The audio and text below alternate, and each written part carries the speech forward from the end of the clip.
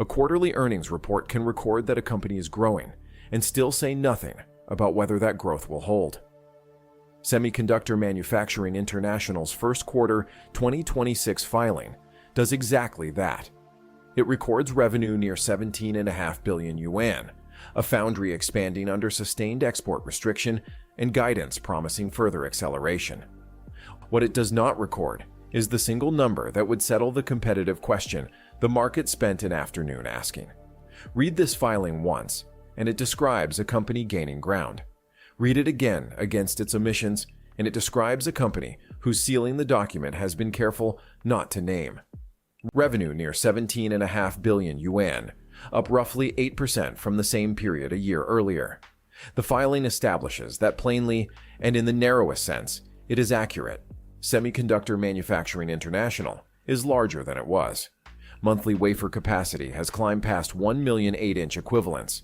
The document frames that as evidence of operational momentum. Guidance calls for 14 to 16% growth in the quarter ahead, a posture that, read on its surface, signals internal confidence in the demand pipeline. Gross margin sits near 20%, a figure that reads as healthy for a foundry at this company's scale and technology tier. The filing notes, almost incidentally, that smartphone-related revenue has fallen to its lowest share since 2021. The document names the category that declined. It does not name what rose to compensate. Read at its surface, this is a record of a foundry that has absorbed restriction and continued to expand. Revenue, capacity, margin, guidance all pointing in the same direction, without complication.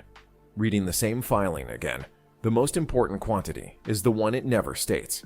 The document records that advanced production is occurring. It does not record at what yield.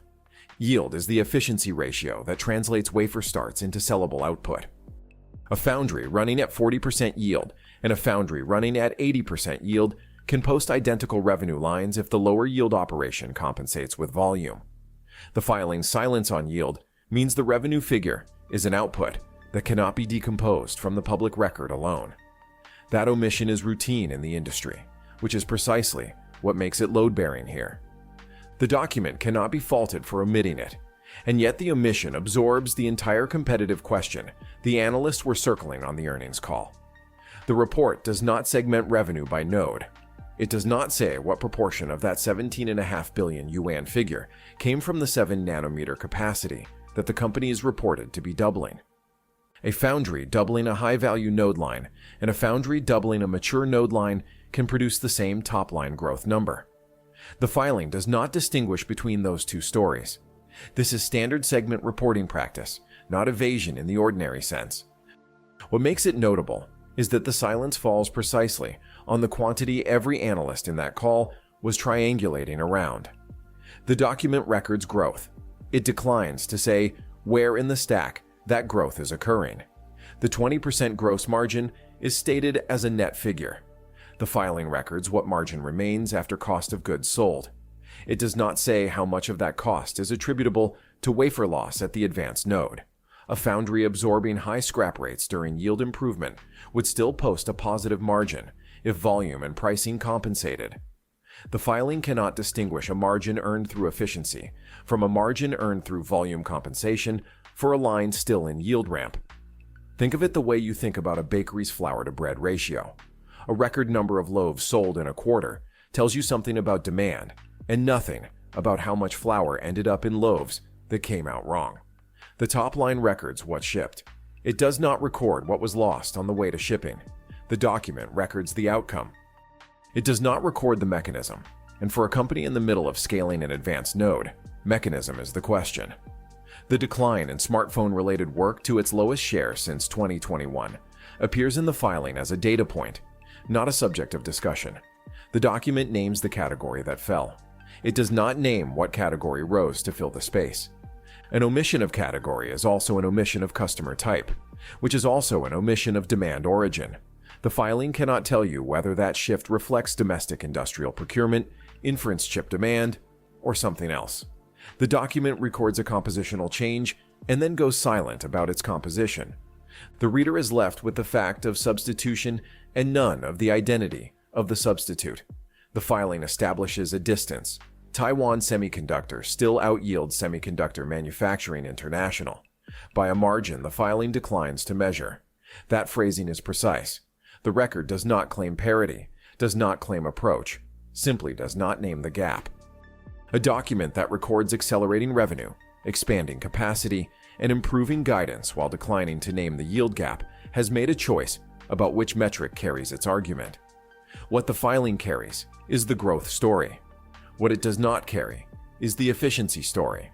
And those are not the same story. The limits of this reading deserve the same close attention. The filing does not say whether an absent yield figure reflects a proprietary decision or a ramp the company itself has not yet stabilized into a reportable metric. An absent clause is not evidence of intent, it is evidence of absence. The independent data on this foundry's advanced node yield is thin. Teardown reports and analyst estimates exist, but they are not audited figures, and the filing neither confirms nor denies them. The gap between what the filing omits and what external analysts infer is not closed by this document or by this reading. The record may be supplemented in the full annual report or in subsequent disclosures. A silence in a quarterly earnings release is a silence in that release, not a permanent position. The category substitution in smartphone revenue could reflect several demand shifts, none of which this document alone can verify. The filing's omissions do not decode to hidden facts. They decode to questions the filing was not required to answer and did not answer. Read together, the filing's two faces form a text that is coherent on its own terms and incomplete on the terms that matter to the competitive question. The restriction that shaped this company's equipment base is in the public record. The capability that restriction produced or failed to produce at scale is not in this filing. It may be in the next one. The report establishes that Semiconductor Manufacturing International is growing. It declines to establish how efficiently, at what node yield, from what customer base, or at what cost in scrapped silicon. That is not a criticism of the document. It is a description of what the document is.